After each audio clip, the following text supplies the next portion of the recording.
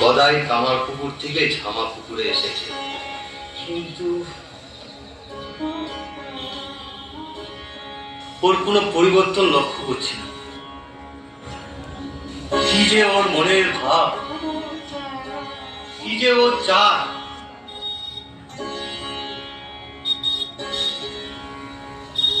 গদাই, গদাই, যাই দাদা। একবার এদিকে আসবি?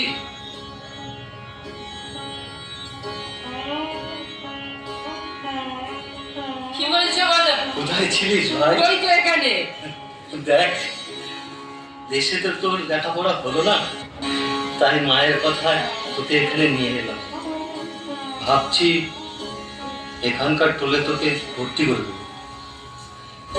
এখানকার টোলে কি শিখবো দাদা? কেন? শাস্ত্র, ব্যাকরণ, শুভঙ্করী এইসব শিখবি।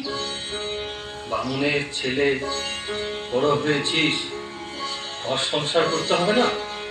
তার জন্য টাকা রোজগার করতে হবে, যজমানগিরি বজায় রাখতে হবে। না দাদা, ওসব অবিদ্যা আর আমার কাজ নেই।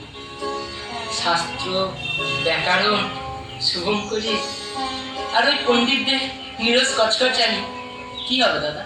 ভাত হবে, ডাল হবে, সুন্দরী বউ হবে, আর কি হবে দাদা? আসলে কিছুই হবে না।